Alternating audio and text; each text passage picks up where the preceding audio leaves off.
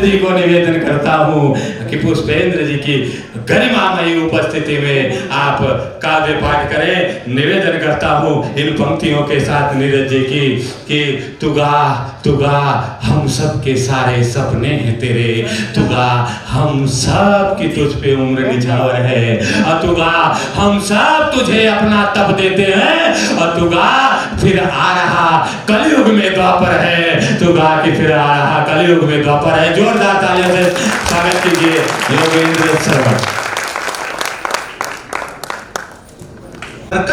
शब्द शक्ति जागरण अभियान कविता है। इस अभिनव अभियान में मैं सनातन धर्म का प्रहरी योगेंद्र अक्षर का अभीष्ट अनुष्ठान करता हूँ। धर्मनिरपेक्ष नहीं, धर्म अनुरक्त होकर समस्त धर्म मजहब का अभिन्न मान सम्मान करता हूँ। राष्ट्र की चरण वंदना में अभिव्यक्ति के पुरस्ताद शब्द बुद्धि की अधिष्ठात्री का ध्यान करता हूँ और अत्यंत अनुद्धत भाव से नतशीश होकर विद्वत मन सहित इस शिवाजी की धरती पर विराजमान तमाम देशभक्तों के चरणों में महाराणा प्रताप की धरती हल्दी घाटी का प्रणाम निवेदित करता हूं।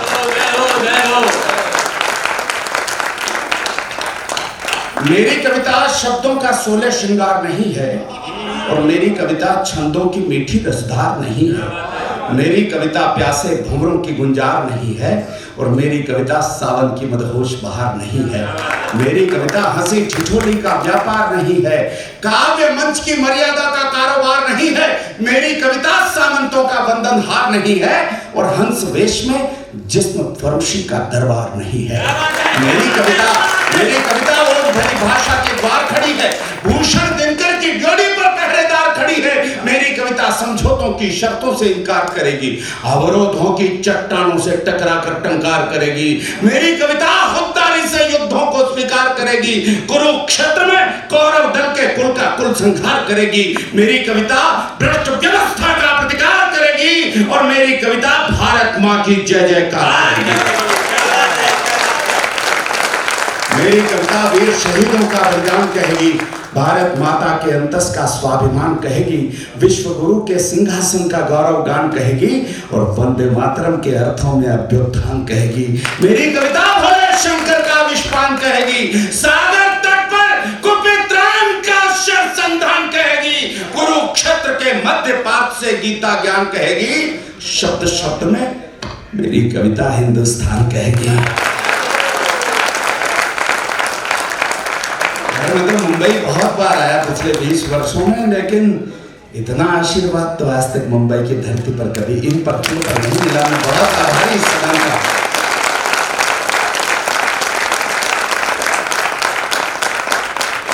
पुष्पेंद्र जी पधार गए हैं। मैं चाहता हूं कि मैं थोड़ा संक्षिप्त हो जाऊं तो हम सब लोग आपको सुन पाएंगे अच्छे से।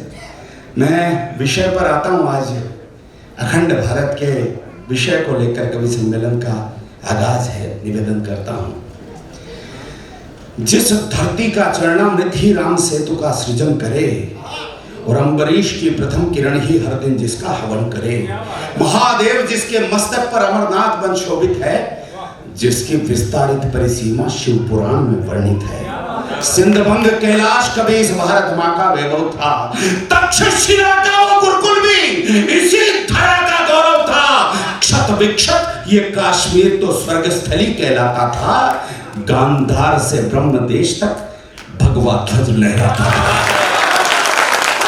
भारत माता की, भारत माता की। तिब्बत सिंगल हिंदू कुश तक भारत माँ की थाती थी, पंजाबी नदियों की कलकल राग प्रभाती गाती थी, संत विवेकानंद हमारी धर्म ध्वजा फहराता था, तब जाकर बलिदानी भारत विश्व गुरु कहलाता था।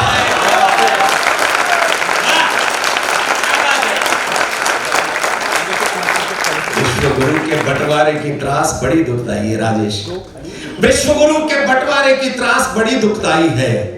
जहर घोलने से नफरत की आग सुलगती आई है, शुक्र ज्योत्सना माँ की चुनरी सदा सिमटती आई है और सिंधु देश की पावन धरती लगती आज पर आई है। शस्य श्यामला अचला को, शस्य श्यामला धरती को पर कोई काट नहीं सकता, कोई काट नहीं सकता। मन बटता बेटों का माँ को कोई बांट नहीं सकता।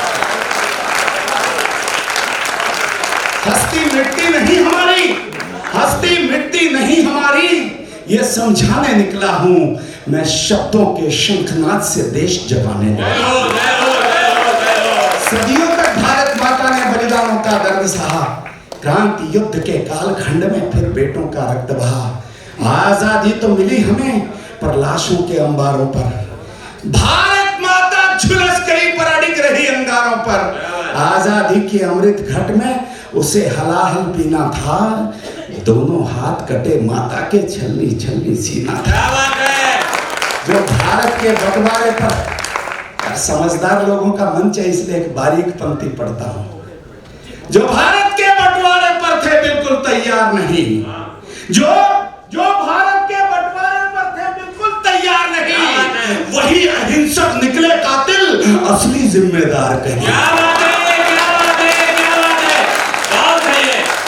ये सच बोलने की, जिस छाती से लिपट चिपट कर भारत माँ का क्षीर पिया, जिस छाती से लिपट चिपट कर भारत माँ का क्षीर पिया, हिंदू मुस्लिम बनकर हमने उस छाती को चीर दिया।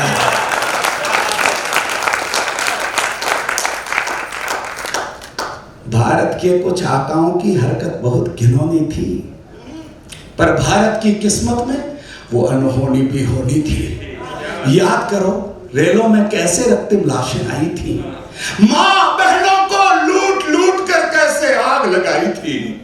आम आदमी मरता क्यों है मजहब के हुड़दंगों में, इसका उत्तर छुपा हुआ है राजनीति के रंगों में।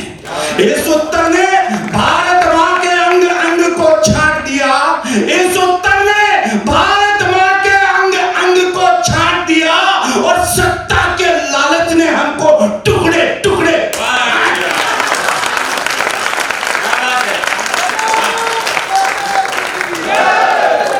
विश्व वंदिता वेद भूमि की व्यथा सुनाने निकला हूं, मैं शब्दों के शंखनाद से देश जगाने निकला। बहुत अच्छा, साक्षात वीर रस विराजमान ऐसा लगता है आपके दर्शन से, बहुत अच्छा लग रहा। सुनाता हूँ, सुनिएगा। संक्षिप्त होता हूँ, कविता बहुत लंबी है, कुछ दो खंड ऐसे पढ़ता हूँ जो आज यहाँ आवश्यक है। अंगारों के पथ पर भी हम कभी मौत से डरे नहीं, सौ घाव सहे सीने पर मरकर भी हम मरे नहीं। बारूदी चिंगारी क्या है, बारूदी चिंगारी क्या है, दावा नल से जले नहीं, दीवारों में चिने गए पर धर्म युद्ध से डरे नहीं। दोनों बेटों को दीवार में जिंदा चिना जा रहा था। बड़े बेटे जोरावर सिंह की आंख का आंसू टपका और छोटे बेटे फतेह सिंह के कंधे पर गिरा। फतेह सिंह ने कहा, बड़े भैया जब राष्ट्र के लिए धर्म के लिए शहादत का वक्त आया तो गुरु गोविंद सिंह की औलाद की आंख में आंसू मैं क्या देख रहा हूँ। बड़े बेटे ने कहा, छोटे भैया मेरी आंख से आंसू तब नहीं टपका जब ये फैसला किया गया कि हमें दीवार में जिंदा चिना जाएगा। मेरी आंख से आंसू तब भी नहीं टपका जब दीवार घुटने तक आ गई और घुटने के यहाँ पर ईंट नहीं लग पा रही थी तो ईंट को तोड़ने के बजाय तुम्हारे घुटनों को छीला जा रहा था, तब मेरी आंख से आंसू नहीं टपका। लेकिन मैं देख रहा हूँ कि दीवार कंधे तक आ चुकी है और लग रहा है कि मुझे मेरे छोटे भाई की शहादत के इन आंखों से दर्शन करने होंगे। छोटे, इस धरती पर पहला कदम मैंने रखा, इस हवा में पहली सांस मैंने ली रे, ये फर्ज तो मेरा बनता था कि तुम अपनी आंखों से मेरी बलिदान के, मेरे शहादत के दर्शन करो। अंगारों के पथ पर भी हम कभी मौत से डरे नहीं, सौ घाव सहे सीने पर मरकर भी हम मरे नहीं। बारूदी चिंगारी क्या है, दावा नल से जले नहीं, दीवारों में चिने गए पर धर्म युद्ध से टले नहीं। क्या बात है, और ये पंक्ति जो मैं निवेदन करने जा रहा हूँ पुष्पेंद्र जी को सुनने के बाद आपको लगेगा कि सार्थक पंक्ति है, सुनिएगा। दीवारों में चिने गए पर धर्म युद्ध से टले नहीं, होड़ मचेगी फिर भारत के पेटों में बलिदान की। क्या बात, होड़ मचेगी, होड़ मचेगी फिर भारत के पेटों में बलिदान की, फिर शोणित से लिख देंगे हम गाथा हिंदुस्तान की। उठो हिंद के वीर, उठो हिंद के वीर, वतन की किलकारी में प्राण भरो और वक्ष वक्ष में प्रभु राम के मंदिर का निर्माण करें।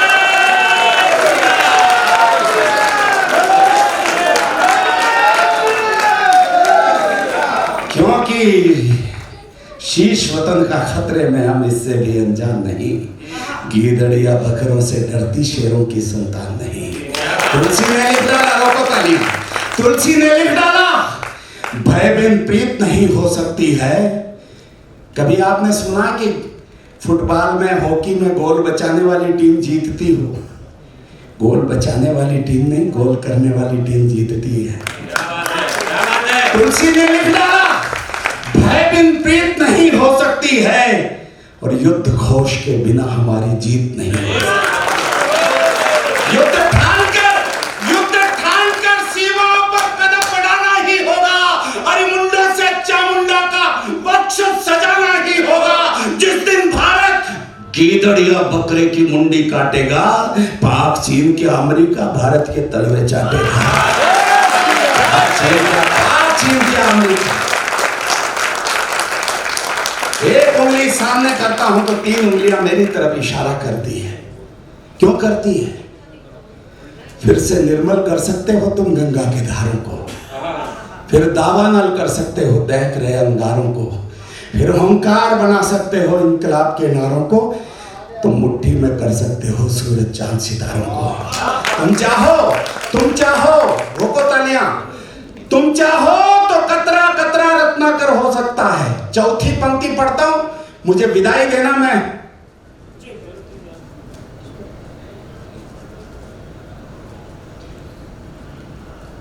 तुम चाहो तो कतरा कतरा रत्नाकर हो सकता है। तुम चाहो तो कंकर कंकर शिव शंकर हो सकता है। तुम चाहो तो राम राज्य का दौर शुरू हो सकता है। तुम चाहो, अब मुझे ऊर्जा देना, तुम चाहो तो राम राज्य का दौर शुरू हो सकता है और तुम चाहो तो भारत फिर से विश्व गुरु हो सकता है।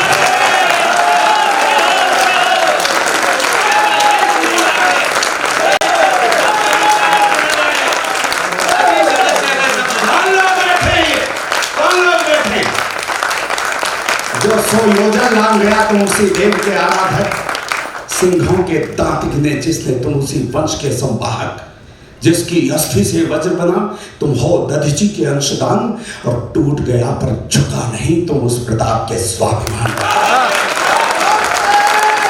तुम पन्ना, तुम झांसी रानी हाड़ी का हो शीशदान, शक्ति में हो वीर शिवा तुम हो रविंद्र का राष्ट्रगान, दृढ़ प्रतिज्ञ हो ध्रुव समान तुम अभिमन्यु का गर्भ ज्ञान, विवेकानंद का गौरव गुरु गोविंद सिंह का हो बलिदान, अशफाकुल्ला बिस्मिल सुभाष तुम भगत सिंह शेखर महान, इतिहास तुम्हारे कदमों में तुम गौरवशाली हिंदुस्तान।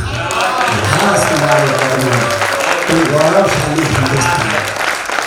इतिहास तुम्हारे कदमों में तुम गौरवशाली हिंदुस्तान। कभी फिर दर्शन का मौका मिलेगा। मुझे बुझाने के लिए है आंधियां घनघोर पर, आंधियों में भी सदा जलता रहूंगा। तेज धारे भी बहाने के लिए आविष्ट तत्पर, धार के विपरीत भी बढ़ता रहूंगा।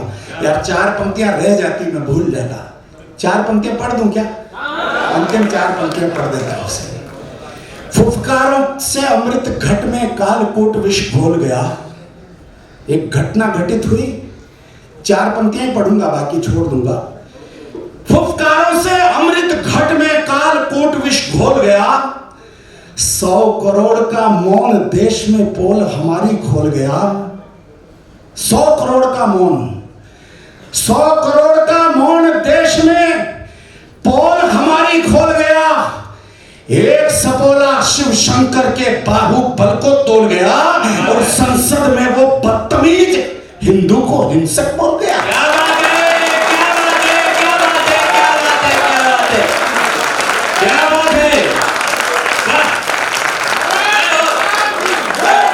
मुझे ज्यादा ऊर्जा की अपेक्षा थी, जैसा शेर दिल लोगों को देख रहा हूं, मुझे ज्यादा ऊर्जा की अपेक्षा थी।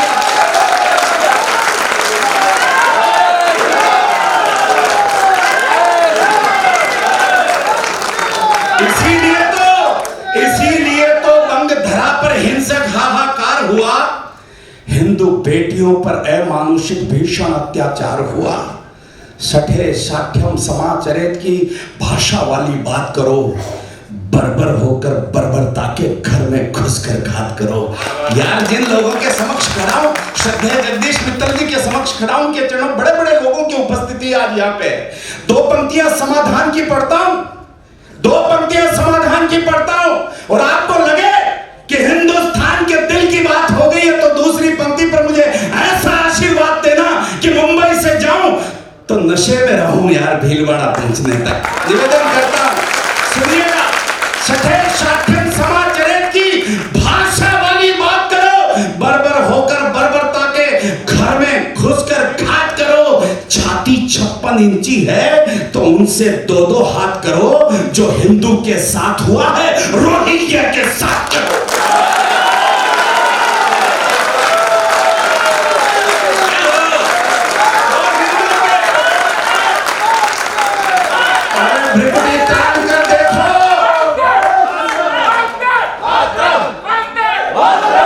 पंक्तियां सुन लीजिए कि भ्रिकुटी तान कर देखो, सारा ध्वंस क्लेश रुक जाएगा। भ्रिकुटी तान कर देखो, आंख तेल कर देखो, केवल सारा ध्वंस क्लेश रुक जाएगा। भारत माता के चरणों में बांग्लादेश झुक जाएगा।